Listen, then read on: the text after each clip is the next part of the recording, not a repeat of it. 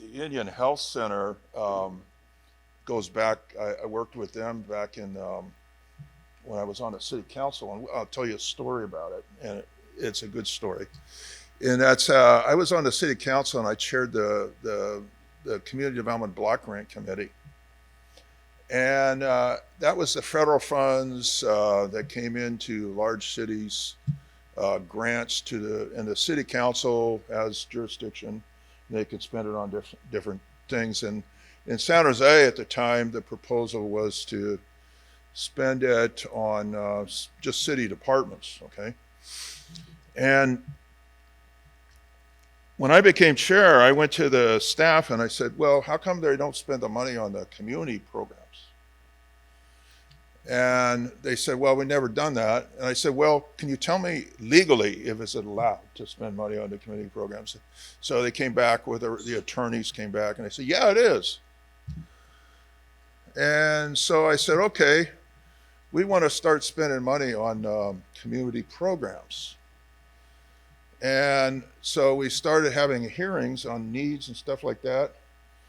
And we ended up funding the following community programs: the Indian Health Center building purchase, Gardner Health Center, the construction and building of the Gardner Health Centers, the Aki building for healthcare purchase,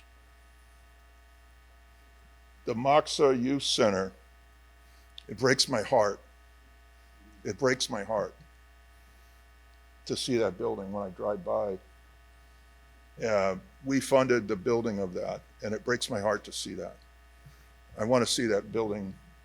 I want to see, I know they probably have to tear it down because it's in such bad shape, but I want to see a youth program somewhere.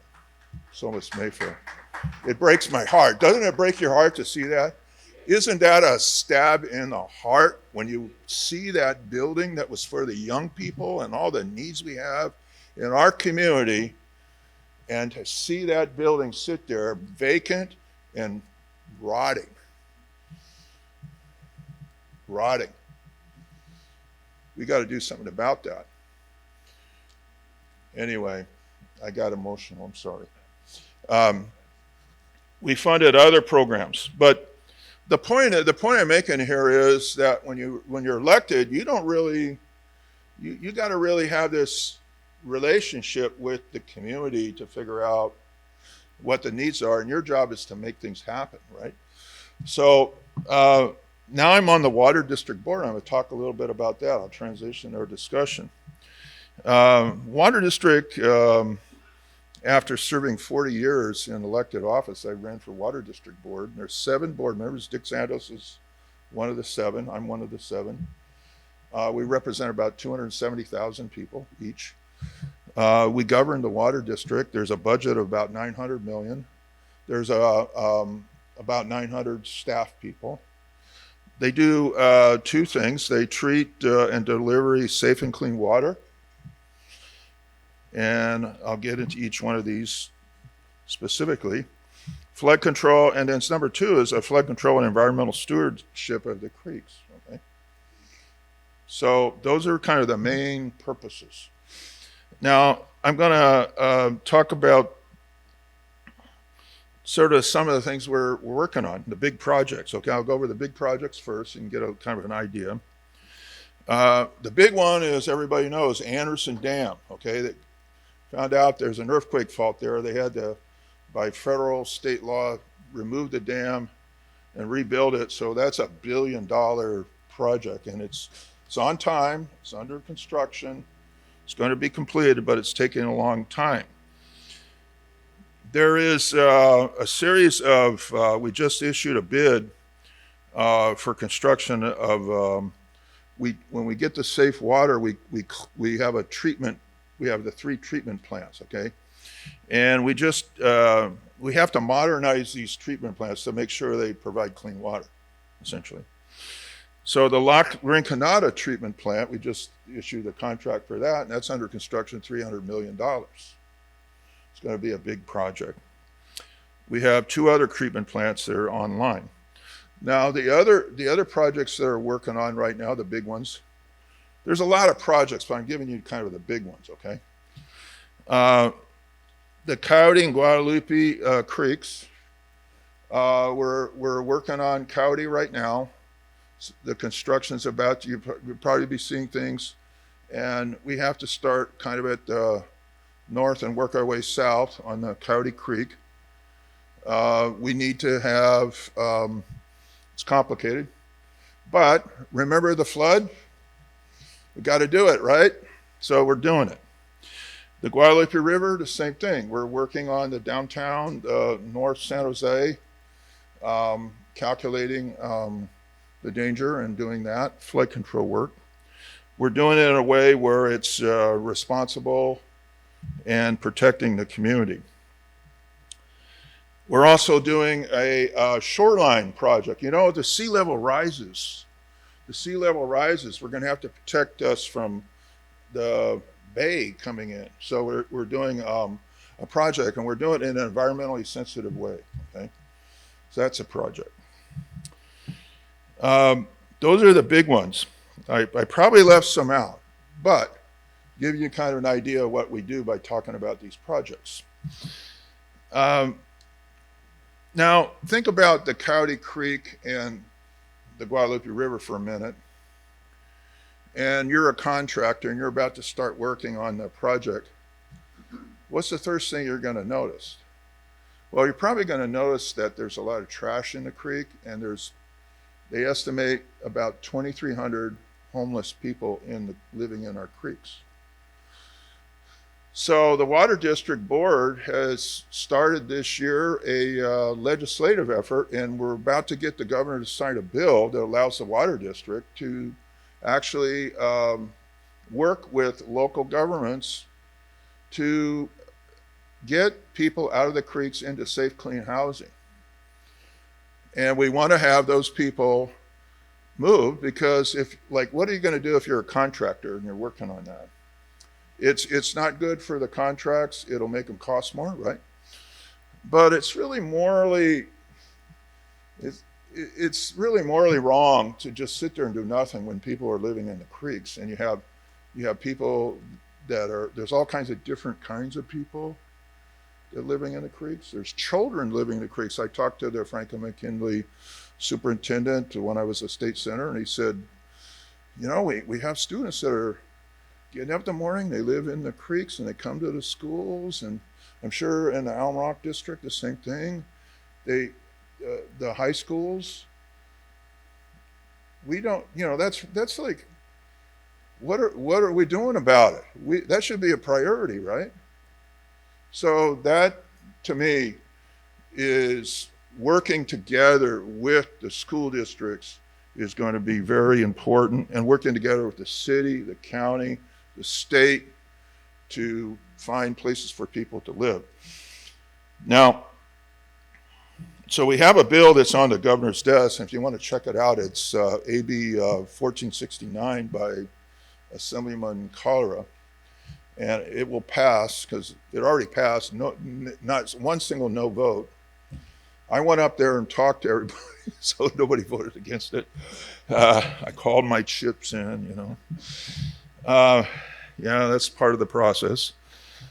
Let me talk about some other things we're doing. This week we had a town hall meeting. And you know what it's about? It's about art. So when we do all these projects, we want to have art on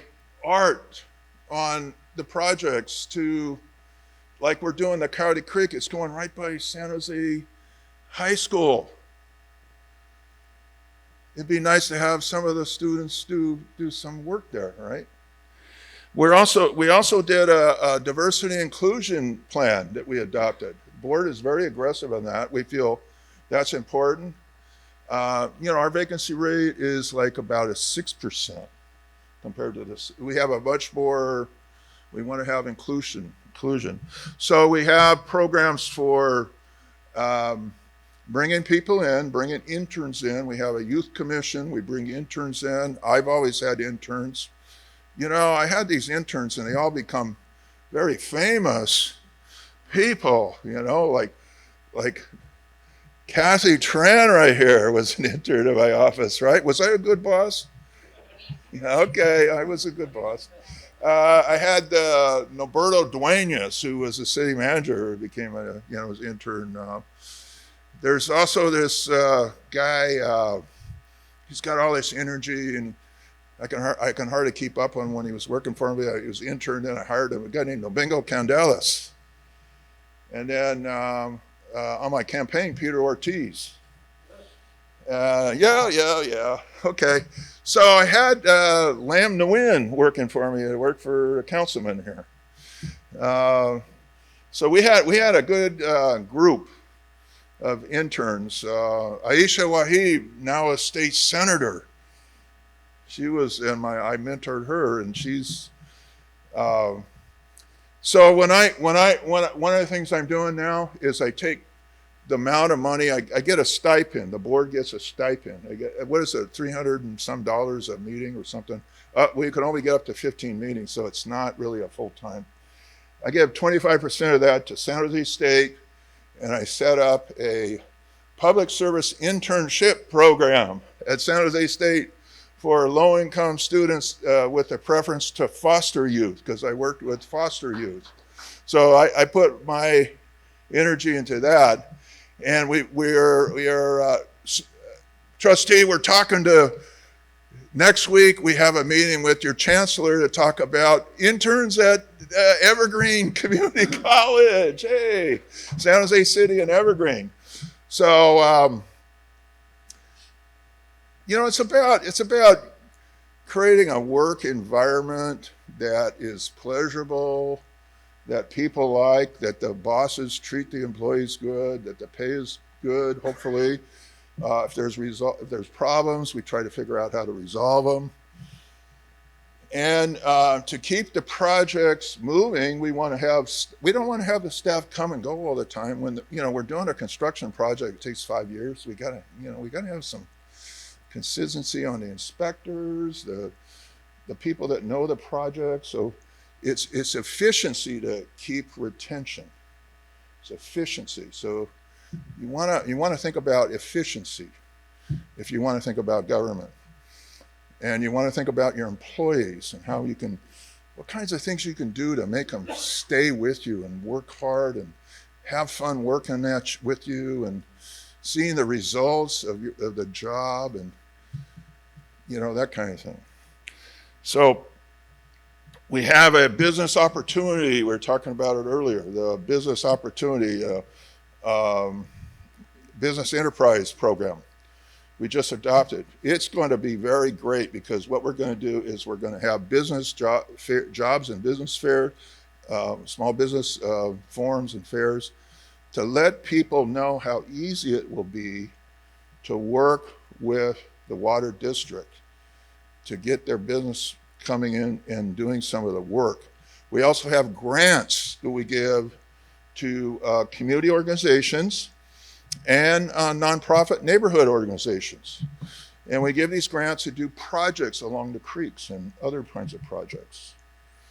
So those projects will help build our community and give the neighborhood ownership in the neighborhood and the community. Now, what else I'm doing? I'm just going to mention some things because I know we're talking about healthcare a lot, and we're talking about homeless in the creeks. We have 2,300. That's quite a big percentage of the homeless in our creeks. Now, what do we think is? People always ask me, well, what do you think is a solution? We got to have permanent, ongoing housing programs. Has to be funded on it takes like 3 or 4 years to develop a housing project, right? Anybody here in the construction business? A couple of people.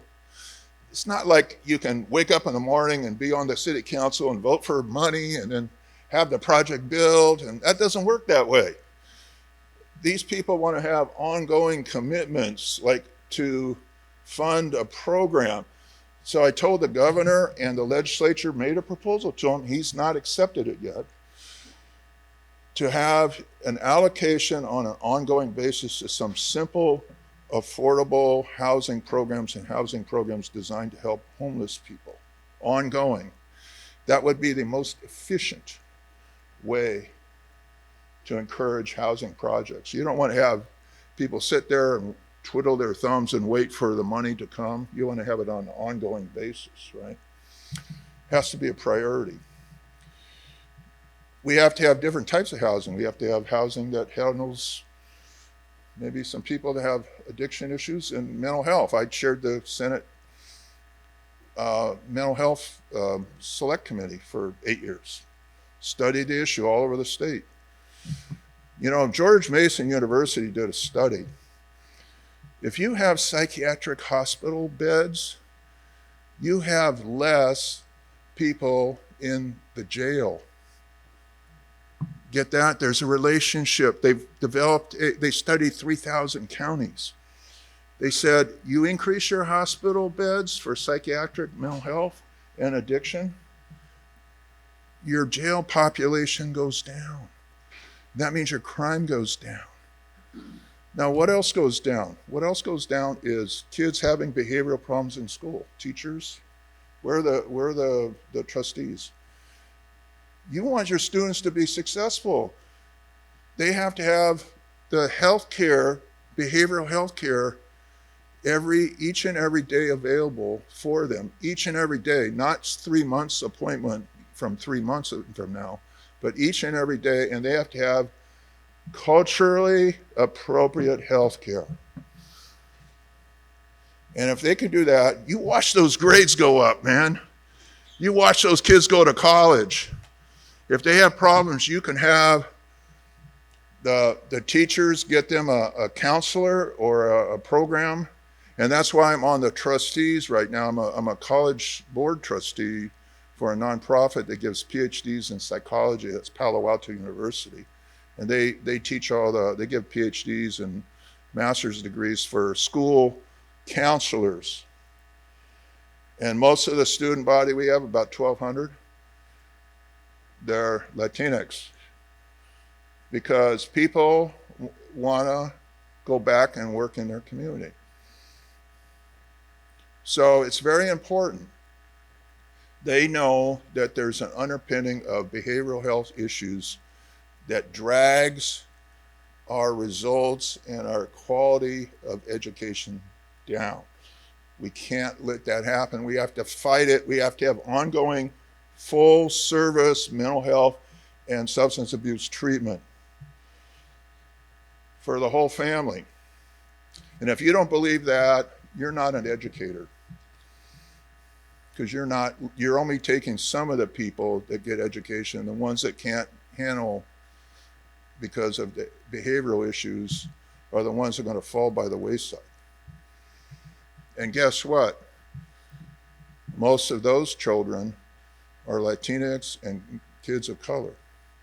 So what does that mean? That means that you are discriminating against those kids.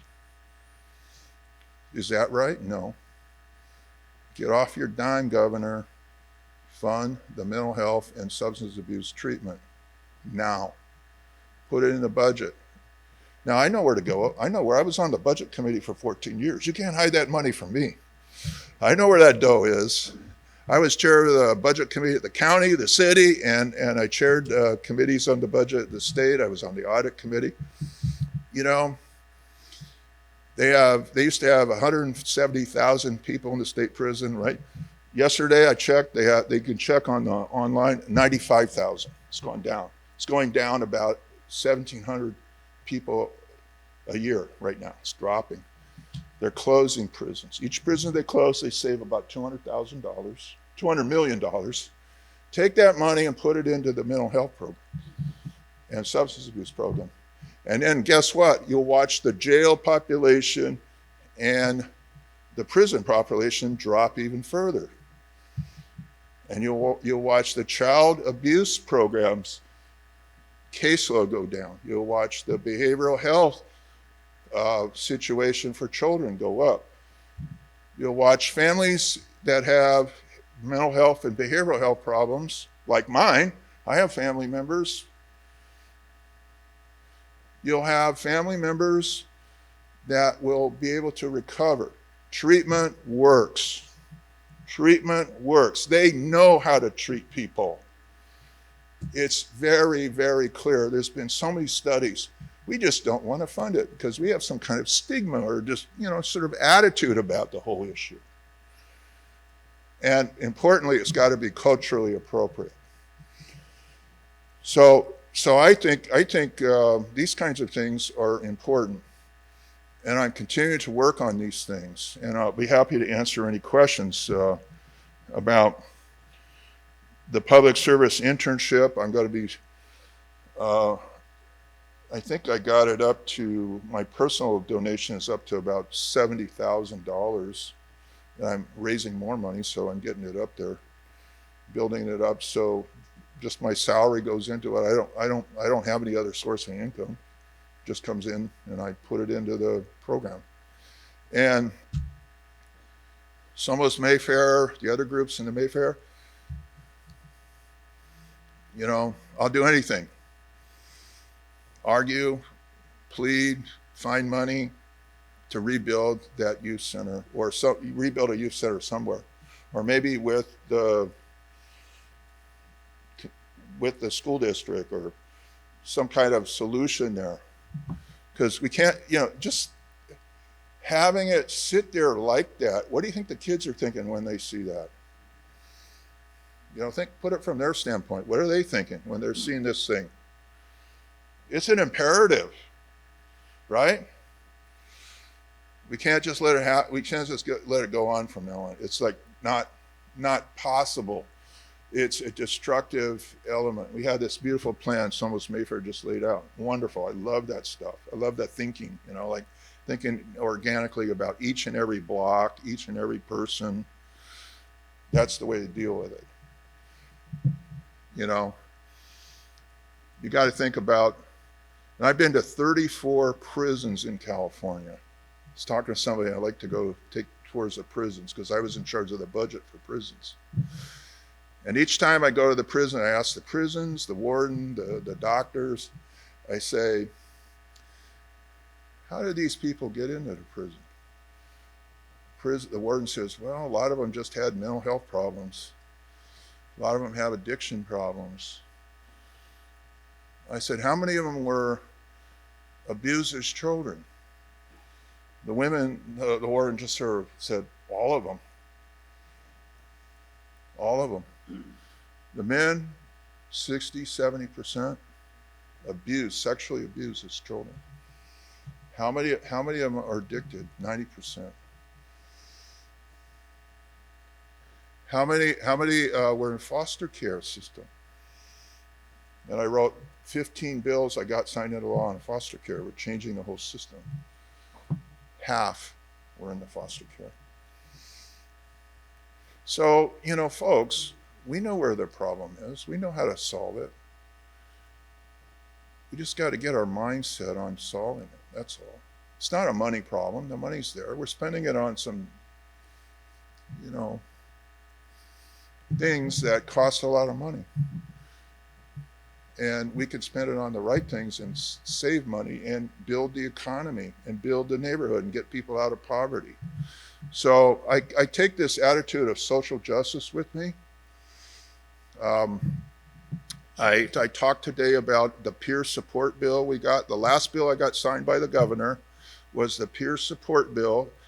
Somos Mayfair could use it because what it does is it allows, in Indian Health Center, it allows you to have people that have life experiences, and you hire them and you can get the state certificate for those people. And then those people can counsel people in your community, your programs. Some people call it the Promotores program, right? The last 2 days before the deadline, we finally got the governor to sign it. And I'll end with this. I had a secret weapon. I always have a secret weapon when I'm working, because you don't have big money going for these programs. So I called her up. I called down to Bakersfield and I said, hey, we've been working the governor. He's not committed to us. And we need you to make that call. We need you to make that call to the governor and to get him to sign the bill. And she said, "Okay, Jim, what do I do? Here, what do I say?" And I said, "Well, you know how this bill works." She goes, "Yeah, the promotoris bill," as she said. And I said, "Yeah, you got it. Just tell him why it's important." And he said, I said, "Okay." She called me back about midnight. She says, "I just talked to him." I said, "It's midnight. You just talked to him? It's midnight." She says, "I just called him up." And Dolores got him to vote yes. Dolores Huerta. Thank God for Dolores. So we have to pull all the strings. You have to pull all the tricks sometime to get these bills signed and get things done. And you have to put out. You have to put out. You have to work at it. You have to make it happen. You can't just talk. You have to work at it. And please call on me. Please, I'm willing to help. I have helped. And I have a lovely set of interns. I had one young lady. It was my intern boss. And she had this young intern working for me. She was real tough on him. Real tough on him. Made him work hard and come to work on time and made corrections to what he did. And his name was Matt Mahan. He was a mayor. And his boss in my office was this young lady. She's about 4'10". Her name was Elizabeth Garza. I don't know if I'd want Elizabeth to be my boss, right? No way. So Matt worked in my office for a summer under Elizabeth. And she taught him the ropes, I guess, kind of almost. He needs a lot to learn. Maybe we should have her continue the education, right? That's what we need. Okay, well, thank you very much, folks. You keep in touch with me and keep working on these issues with me. Thank you.